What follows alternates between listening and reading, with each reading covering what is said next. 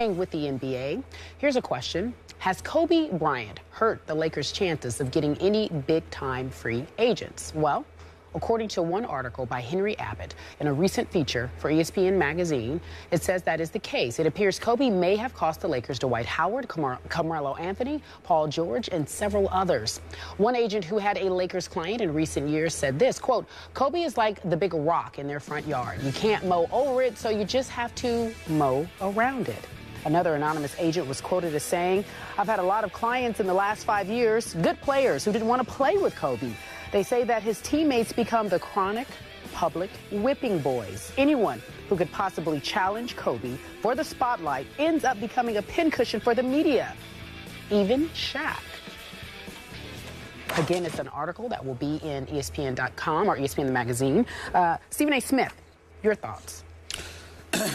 Contrary to popular belief, I'm willing to concede that there may be some truth to that. Nelly, rapper, rap artist, and a friend of this show, has said that on many occasions. A guy's not wanting to come play with Kobe. Dwight Howard, everybody talk about sources, said, hell with all of that. I spoke to Dwight Howard many times. Dwight Howard, that's part of the reason he didn't want to return to L.A. That's just the bottom line. Yep. We all know about the Shaq-Kobe feud in the past, and there's legitimacy to the notion that some people may not want to come and play with Kobe Bryant. I don't have a problem with that statement. But as somebody that has known Kobe for more than a decade, that obviously speaks to him a lot, I always resent how the stories just stop there and nobody gets into why people may not want to come play with Kobe. We live in a world, when we talk about professional sports, particularly the NBA, where guys are making major dough and their contracts are guaranteed. Kobe Bryant thinks about his money when it's time to get his money. But once the deal is signed on the dotted line, Kobe ain't about nothing else but trying to win. And he usually believes that he's the best because he puts in the work. Skip, knowing me for 18 years, you know there are very few people that I am tighter with than my man Shaquille O'Neal. That's going to be my friend for life. It's my brother, okay? Love him dearly. And I happen to know that there were things on both sides. Kobe was wrong about some things, and we all know that, and Kobe can't deny it. But there were things that Shaq was wrong about, too. Like, for example, there would be times when the coach would talk about being in peak condition, get ready to go, get yourself ready, etc., etc. Kobe out there waking up 5:30 in the morning, working out, getting his body right, getting ready for a season. He walk in the trainer's room, and Shaq got 2 Big Macs. And it drive you crazy. You Dwight Howard, you want Tinseltown, you want the bright lights of the big city, L.A., and all of that stuff. You're absolutely right. But Kobe's looking at you, and he's like, it's about rings up in here. We're sitting here, and I'm not knocking Dwight Howard for this because he was doing what was best for his future, and I respect it. But when he was a member of the Los Angeles Lakers, and then he approached free agency, and Steve Nash and them found out sitting across the table from him why he had some issues or whatever the case may be, and Kobe came up in there reportedly with some shorts and a T-shirt on, etc., etc. Kobe's like, yo, we're champions. It's the Lakers. You haven't won yet. So we're sitting across the table having to recruit you as if you have accomplished what we've accomplished. We got a problem with that. But remember, everybody else dressed up. I know that was the directive. That was the directive. Well, listen, I know of a meeting where Kobe Bryant showed up. I forgot whether it was Nike or somebody else. He showed up for a negotiation in a sweatsuit with a basketball. And after they finished talking, he said, can I use your gym? I think it was important in Nike. And he had a basketball in his warm-up suit, and he shot turnaround jumpers from the baseline for 3 hours. This is who he is. So when you have that level of commitment to excellence, and you sense that other people don't have that, you're going to have an issue. And you're going to rub people the wrong way because what you need and what you want is a level of commitment and investment from them that you're giving. And if you are the star and you have established yourself as one of the greatest of all times, and you've got multiple rings to bring to the table along with everything else, and there are other people who haven't accomplished anything other than being recognized as really good players who deserve max dollars, it's pretty hard to get this guy to sit up there and lay at the altar for you like, you're what we need. So again, Kobe, I get the point of the article. It ain't perfect. He doesn't have the magnetic personality my man Michael Jordan had, et cetera, et cetera. But in the end, tell why. Tell that, listen, this is what this brother brings. This is who he is. This is the work ethic and commitment that he brings to the table. And that's why he might be that way, because he suspects that you're wooing others who are not as committed. There are many references that I read in the story to how hard Kobe works. Fanatically hard. Harder than anybody else. But I'm just talking about in terms of tell how the issue may be the people you're recruiting don't have his same zest for success.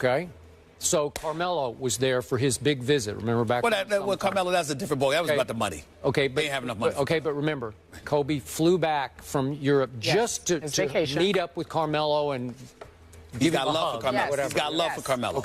And for whatever reason, wires got crossed, and he missed the meeting with Carmelo. Don't know why, but this is Kobe Bryant we're talking about. And in no way do I want our discussion to diminish the greatness of this man as a basketball player.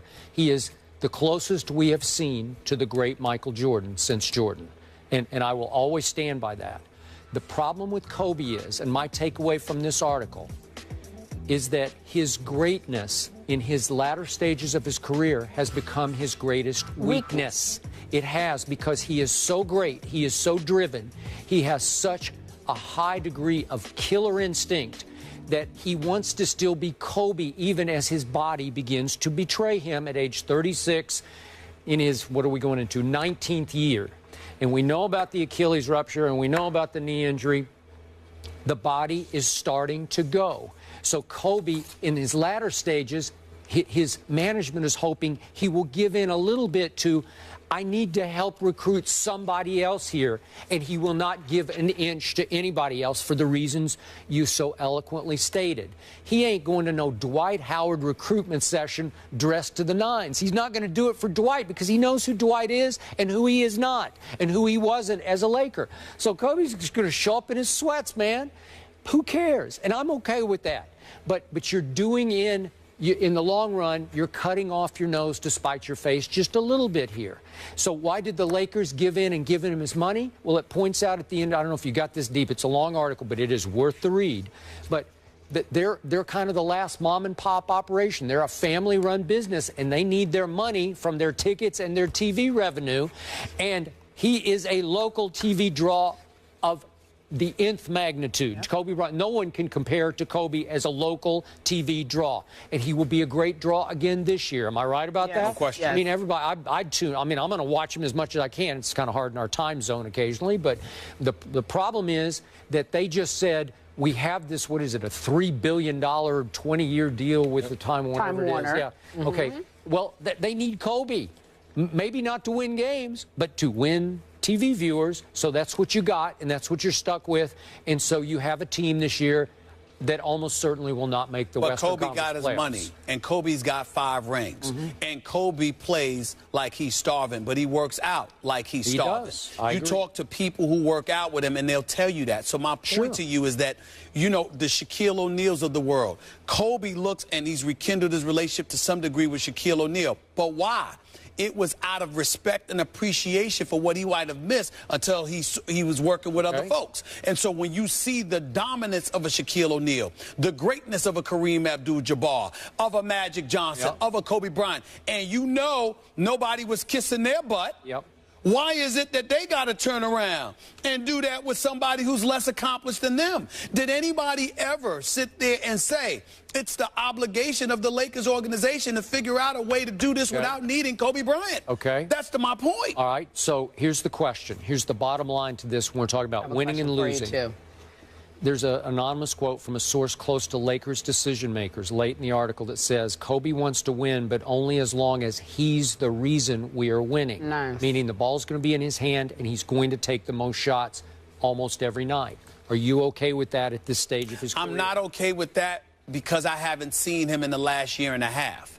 If Kobe can still do what he does, that would be different. But I will tell you this. When I've had conversations with Kobe, one of the things that really rakes his nerves, it offends him, is that people forget all the things he does. He's like, I played point guard. Like, I remember one time he and I got into an argument because we were talking about Michael Jordan.